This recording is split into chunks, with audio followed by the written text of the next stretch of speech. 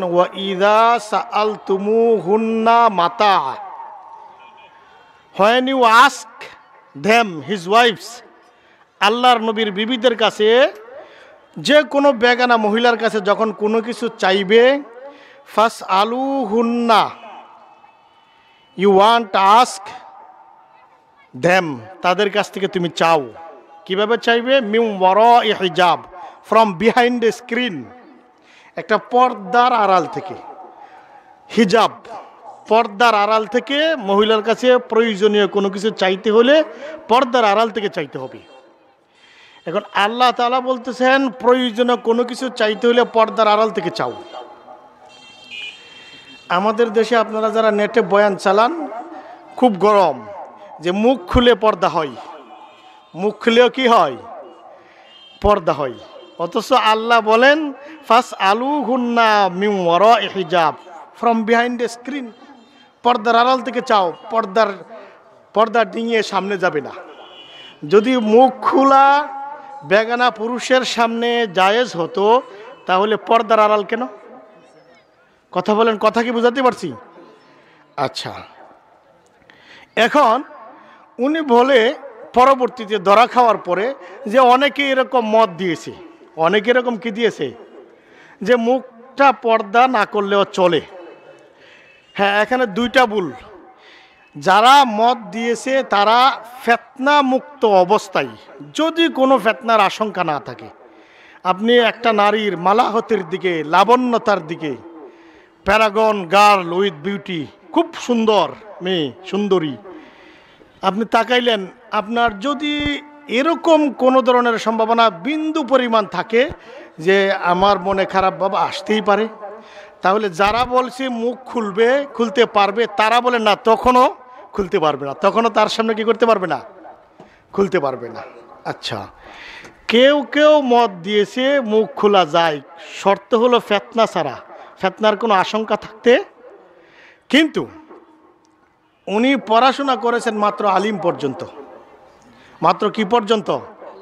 আলিম, দাখিল আলিম, ফাজিল নাই, কামিল নাই। চলে গেছে আজহার ভার্সিটিতে, অনার্স পড়ছে, মাস্টার্স পড়ছে, কোরআনের সাবজেক্ট নিয়ে অনার্স মাস্টার্স, এখন পিএইচডি করে। এখন যে লোক নিজে মৌলানা না, আলিম পাস করার পরে লাইন ছেড়ে দিল, অনার্স মাস্টার্স পিএইচডি করলো, তার কতটুকু জ্ঞান থাকবে?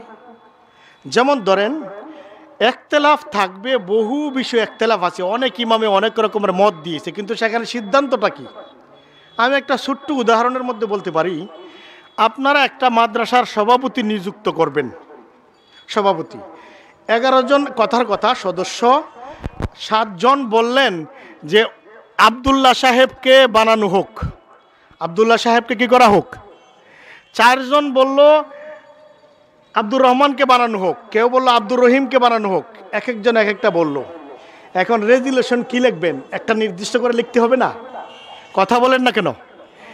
একতেলাফ থাকবে, কিন্তু ফতুয়া একটা নির্দিষ্ট, ফতুয়া একটা কি নির্দিষ্ট। তখন একটাকে, যে কোনো একটাকে নির্দিষ্ট করতে হবে। নির্দিষ্ট করার পর মনে করেন 4 জনের কথা বলছিল, 7 জনে বলেছিল আবদুল্লাহ সাহেবের কথা। এখন যদি জিজ্ঞাসা করা হয় এই মাদ্রাসার সভাপতিকে, ওই 4 জনের নাম বললে আর হবে না? ওই 4 জনের মত অন্যরা দেখ, কিন্তু যেটা সিদ্ধান্ত হয়ে গেছে সেটাই সিদ্ধান্ত। কথা কি বুঝাতে পেরেছি? ঠিক এমনিভাবে ইখতিলাফ এই মাসালার মধ্যে অনেক ইমামে ভিন্ন মত দিয়েছে, তবে সেটাও জরুরতের কারণে। কি কারণে? 1 নম্বর জরুরতের কারণে। যেমন যে লিআন্না ফি ইবদাইল ওয়াজহি ওয়াল কাফি হাদায়ার ইবারত, হাত এবং চেহারা খুলতে জরুরতান লিহাজাতিহা মা'আর রিজাল, একজন মহিলার জরুরত পড়তে পারে। কি পড়তে পারে? তো জরুরতটা কি মূলত ফতোয়া না? জরুরতের জন্য ফতোয়া ভিন্ন, জরুরতের জন্য ফতোয়া কি ভিন্ন, কিন্তু মূলত মুখটা হলো পর্দার অন্তর্ভুক্ত। মুখ কি পর্দার? ঠিক এমনিভাবে ফতোয়া দেওয়ার উসুল হলো, ফতোয়া সম্পর্কে বুঝতে হবে, ফতোয়া দেওয়ার সিস্টেম কি একটা লাগ থাকবে। আপনার উকুদুর উসমিল মুফতি, এটার মধ্যে আছে 44 নম্বর পৃষ্ঠায়, 48 নম্বর পৃষ্ঠায়। আচ্ছা, আল ইফতাউ বিগাইরির রাজিহি হারামুন, 5 ইমামে 5 রকমের মত দিছে, কিন্তু একটাকে প্রাধান্য দিয়ে একটা নির্দিষ্ট না করে ফতোয়া দেওয়া হারাম। একটাকে নির্দিষ্ট না করে ফতোয়া দেওয়া কি? যেমন সভাপতি লিখতে পারেন না যে 11 জন 4 জনের কথা বলছে, যে মনে চাই সেই সভাপতি, এটা লিখতে পারবেন না। পরে একটাকে নির্দিষ্ট করতে হবে, একটাকে কি করতে হবে। কিন্তু বেচারা এটা জানে না, ফতোয়া পড়ে নাই জীবনে, মাত্র আলিম পর্যন্ত পড়ছে। আপনারা বলবেন আজহার পড়ছি, আলিম পরে অনার্সে গেছে। কোথায় গেছে? অনার্স। আমি দেখেছি উনি এত ভুল করেন কেন, দেখি উনি ফতোয়া কি বুঝেই না। আলিম পরে অনার্স, তারপরে মাস্টার্স, তারপরে এখন পিএইচডি করে, যেখানে ফতোয়ার কোনো সাবজেক্ট নাই, সিয়াসিত্তার কোনো সাবজেক্ট নাই। কামিল না পড়লে সিয়াসিত্তা, বুখারি, মুসলিম এগুলি নাই। এই হলো ওনার সমস্যা। এখন আরেক উকুদুর রুসমিল মুফতির মধ্যে এটাও আছে, আল হুকমু ওয়াল ফুতায়া বিগয়রি রাজিহি খিলাফুল ইজমা। যে ফতোয়া দেওয়া, এটা মনে হয় 48 পৃষ্ঠায়, যেটা নির্দিষ্ট, এটা ছাড়া অন্যান্য কোল থাকবে, এগুলির উপর ফতোয়া দেওয়া, এটা সমস্ত উম্মতের উলামায়ে কেরাম এই ব্যাপারে একমত। ইখতিলাফ থাকবে, কিন্তু যেটা নির্দিষ্ট বলতে হবে, সেটা বলতে হবে। কোনটা? আপনি আমাকে ফতোয়া জিজ্ঞেস করলেন, যেমন মেসওয়াক, ইখতিলাফ আছে, মেসওয়াক মুস্তাহাব, যেমন নজবুর রায়ার মধ্যে আছে ইমাম জাইলাই, মেসওয়াক সুন্নত। এখন জিজ্ঞেস করলে সুন্নত মুস্তাহাব একটা এরকম না, বলা যাবে না, নির্দিষ্ট হয়ে গেছে সুন্নত। মেসওয়াক নির্দিষ্ট কি হয়ে গেছে? হ্যাঁ, বিভিন্ন জায়গায় কিতাবে থাকতে পারে, কেউ বলতে পারে, কিন্তু এটা বলা যাবে না। যেমন ধরেন বিতিরের নামাজ, বিতিরের নামাজ ইমাম আবু হানিফা বলেন ফরজ, ইমাম আবু হানিফা বলেন ওয়াজিব, 3টা মত। ইমাম আবু হানিফা বলেন সুন্নতে মুআক্কাদা। আপনার বাদায়ে সনায়ের 2য় খণ্ডের সম্ভবত 271 নম্বর পৃষ্ঠায় আছে, 3টা সম্পূর্ণ আলোচনা করে ফতোয়া হইল ওয়াজিব। ফতোয়া হইল কি? ইখতিলাফ, মত থাকবে, কিন্তু সেই মত বলা যাবে না।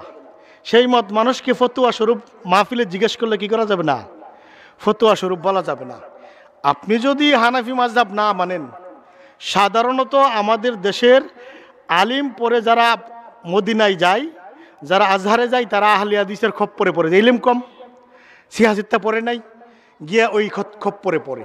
যদি আপনি না মানেন, তাহলে ক্লিয়ার কাট বলেন যে এটা হানাফি মাযহাবের ফতোয়া না, হানাফি মাযহাবের ফতোয়া না। যারা হানাফি মাযহাবের অনুসারী, তারা হানাফি আলেমদের কাছ থেকে জেনে নিন। গেল এক। 2 নাম্বার, আমি পরে দেখলাম তিনি আবার বললেন যে আমার কাছে আফজল হলো মুখ ঢেকে পর্দা করা। আফজল কি? আচ্ছা, এটাকে আফজল না ফরজ? আফজল আর ফরজ কি এক? আফজল যদি কেউ ছেড়ে দেয় কোনো গুনাহ নাই, ফরজ যদি ছেড়ে দেয় কি হবে? না। এবার আরেকটা কথা, যে যাদের ফিতনার ভয় নাই, তারা ইচ্ছা করলে পর্দা পুরুষের সামনে খুলতে পারে। এই ফিতনার ভয় নাই কাদের? এটা আল্লাহ কোরআন শরীফে বলে দিয়েছেন, ওয়াল কওয়াইদু মিনান নিসা ইল্লাতি লা ইয়ারজুনা নিকাহান ফালাইসা আলাইহিন্না জুনাহুন আন ইয়াদনা সিয়াবাহুন্না। যে মহিলা এত বৃদ্ধ, অতিশয় বৃদ্ধ, সুস্পষ্ট কোরআন শরীফের আয়াত, লা ইয়ারজুনা নিকাহা, তার জীবনে বিয়ের কোনো আশা নাই, এত বৃদ্ধ, অর্থাৎ আপনার বার্ধক্যের শেষ প্রান্তে উপনীত হয়, তো তার জন্য কোনো ক্ষতি নাই যদি সে পর্দা না করে, যদি সে পর্দা, মুখের পর্দাটা না করে। অতিশয় বৃদ্ধ, আমার দাদি 100 বছরের, আমি চাস্তো দাদি, যদিও মাহারাম না, কিন্তু বৃদ্ধ হওয়ার কারণে এই দাদির ক্ষেত্রে এটা সমস্যা না। তখন আল্লাহ বলতেছেন এই দাদি ফিতনামুক্ত। এই দাদি কি? এরকম বৃদ্ধা মহিলা ফিতনামুক্ত। এরপরে আবার বলেন যে কিভাবে বের হবে, গয়র মুতাবার রিজাতিন বিজিনা। এই বৃদ্ধা মহিলা মুখ খুলতে পারবে, কিন্তু সাজসজ্জা অবলম্বন করবে না, কারণ সাজসজ্জা অবলম্বন করলে এই বৃদ্ধার দিকেও নজর পড়তে পারে, বৃদ্ধার দিকেও কি পড়তে পারে? নজর পড়তে পারে। আচ্ছা, এরপরে আল্লাহ তাআলা বলেন ওয়া ইয়াস্তাফিফনা ফালাহু ফাহুয়া খয়রুল্লাহ, নাকি?